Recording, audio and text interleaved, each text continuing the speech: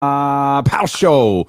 All right, didn't get to mention this yesterday, and there aren't a lot of guys that you read about in wrestling who are just like universally liked or loved. And I know this is a little bit out of some of our wheelhouses, but beautiful Bobby Eaton passed away. And again, unless you're of a certain age, and hell, you might even need to be from like a certain part of the country. Like Bobby Eaton was never like the Midnight Express.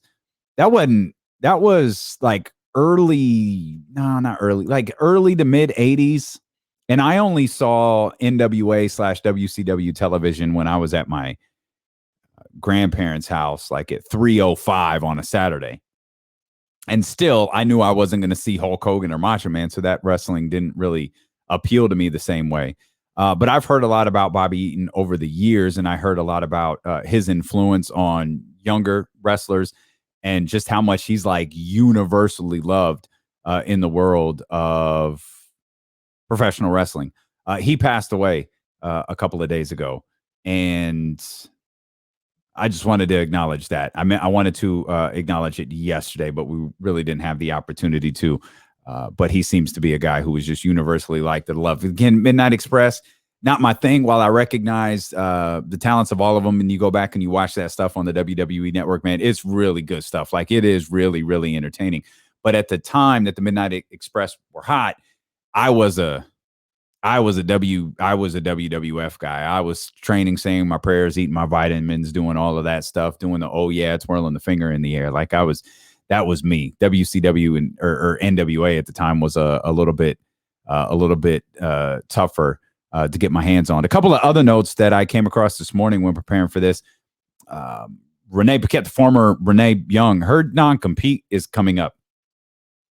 And obviously it's ideal to look at, or it's easy to look at AEW as a potential landing spot for her should she want to continue to work in wrestling. But one really, really interesting thing about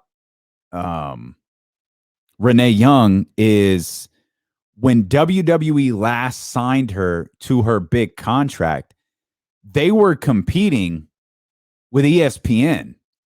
ESPN wanted to hire her, and WWE offered something. They offered her a bigger contract. Obviously, she had a huge role, and she was arguably, one of the best broadcasters, certainly one of the best hosts that WWE had. So what she decides to do, should she decide to do anything next, will be really interesting, whether it's AEW or it's ESPN, because I would not be surprised if one of these major networks made a push for her, whether it's ESPN or hell, maybe even Fox here at this point.